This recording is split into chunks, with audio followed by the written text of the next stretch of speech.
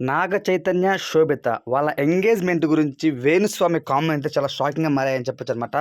తను నిన్న ఇన్‌స్టాగ్రామ్‌లో అయితే ఒక పోస్ట్ అయితే పెట్టాడు. అది ఒక స్టోరీ అయితే పెట్టాడనమాట. రేపు ఖచ్చితంగా నేను వాళ్ళ గురించి జాతకం చెప్పబోతున్నాను. వాళ్ళ ఫ్యూచర్ ఏ విధంగా ఉండబోతుంది అని ఒక స్టోరీ పెట్టాడు. అప్పటినుంచి కూడా ఎంతోమంది ఆసక్తిగా ఎదురు చూసారు.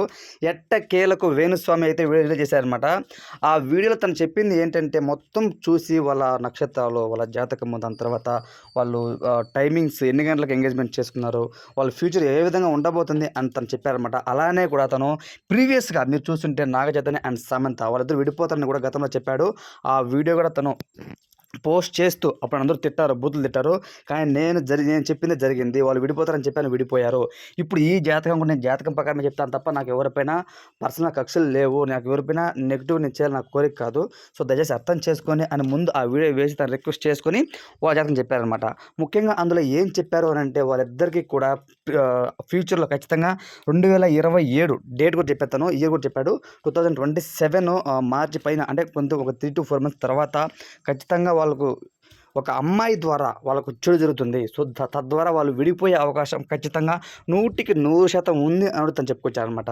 తను చెప్పినప్పటి నుంచి కూడా నాగ చైతన్య గారి ఫ్యాన్స్ అయితే తనను బాగా ట్రోల్ చేస్తున్నారు. ఎందుకు నీకింత, వాళ్ళు ఎలా ఉంటే మీకేమి? సో, ఒక సామాన్యుడు పోతే ఆ జాతకం చెప్పలేని మీరు సెలబ్రిటీస్‌కి అడగకున్నా సరే ఎందుకు మీరు జాతకాలు చెబుతున్నారు అని తను చెప్పారనమాట. సో, అని అడుగుతున్నారనమాట ఒక రకంగా చెప్పాలంటే ఫ్యాన్స్ అందరూ కూడాను. బట్ ఏది ఏమైనా సరే తను చెప్పిన మాటలేంటంటే సమంతకు అలానే నాగ చైతన్య జోడీ 50% బాగుంది.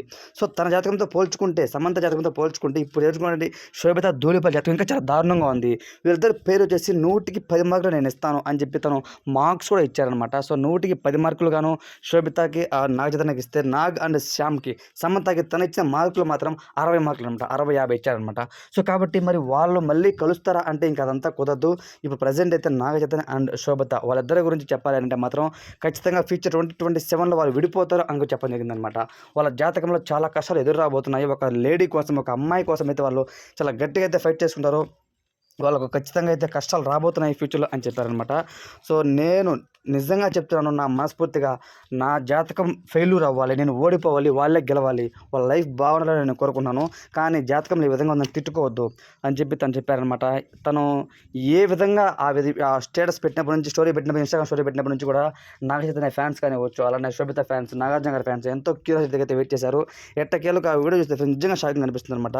ప్రతి ఒక్కటి కూడా తను చాలా క్లీన్ అండ్ క్లియర్‌గా చెప్పాడనమాట. ఎవరైనా చూడని వాళ్ళు ఉంటే ఇన్‌స్టాగ్రామ్‌లోకి వెళ్ళి చూడాలి, అలానే లేకపోతే యూట్యూబ్‌లోకి వెళ్ళి చూడండి. తనైతే ఆ విధంగా చెప్పడం నిజంగా చాలా బాధాకరం. ఎందుకంటే ఎంగేజ్‌మెంట్ అయిన తర్వాత ఇంకా వాళ్ళకి మ్యారేజ్ కూడా కాలేదు. అలాంటి సందర్భంలో ఇలా ఈ విధంగా చెప్పడం, విడిపోతారని చెప్పడము అంత కరెక్ట్ కాదు అనేది నా ఒపీనియన్. సో, ఏది ఏమైనా సరే తను చెప్పిన మాటలపై మీ ఒపీనియన్ ఏంటనేది కామెంట్ రూపంలో తెలియజేయండి. Thanks for watching.